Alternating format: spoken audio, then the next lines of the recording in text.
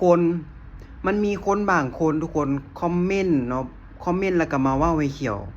แชตข้อความมาเนาะในต่อๆนี่แหละแชตมาเว้าให้เขียวว่าเป็นต่างดาวอันนี้ให้อยู่ซื่อๆบ่ให้เว้าเรื่องของประเทศอื่นว่าซั่นซะก็คือบ่ให้เห็นว่าเว้าให้เขียวนะมาด่าเขียวบางคนหั่นน่ะเขียวก็บ่ฮู้ว่าเป็นคนประเทศใดแต่เขียวสันนิษฐานว่าอาจสิเป็นเขมรเนาะที่มารายงานเขียนรายงานโพสต์ของเขียวเวลาส่วนหลายโพสต์ที่เขียวโพสต์ไปหั่นน่ะเป็นถ้าเป็นโพสต์เกี่ยวกับประเทศเขมรแล้วแม่นั่นถูกลบออกทุกคน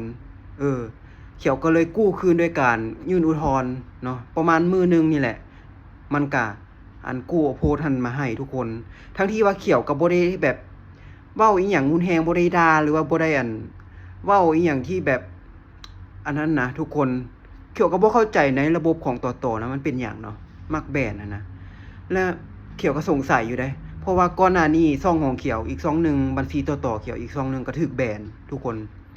ก่อนหน้านั้นก่อนที่ถูกแบนนะทุกคนมันมีโพสต์ที่ว่าแบบว่าถูกลบออกเนาะเขียวก็บ่ได้สนใจได้ทุกคนเพราะว่าเฮาอาจสิผิดเนาะก็คิดว่าเฮาอาจสิผิดเฮาอาจสิเว้าผิดเฮาอาจสิไปเฮ็ดอีหยังแตะต้องที่มันผิดกฎของแท้บ่อีหยังเขียวก็คิดจังซั่นเนาะแล้วเขียวก็บ่ได้สนใจได้ทุกคนจนกระทั่งช่องของเขียวผู้ติดตาม 7,000 ปลายถูกแบนเขียวก็แบบเฟลแล้วก็รู้สึกน้อยแด่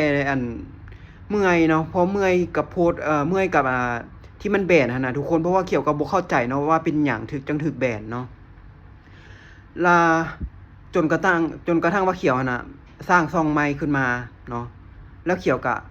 บ่ยอมตอนช่องใหม่นี่เขียวบ่ยอมให้ถูกแบนเนาะแล้วโพสต์ใดที่เขียวโพสต์เกี่ยวกับประเทศเขมรน่ะจะถูกลบออกเขียวก็งงคือกันแล้วเขียวก็ยื่นอุทธรณ์แล้วมันก็กลับคืนมาทุกคนเนาะโพสต์ที่เขียว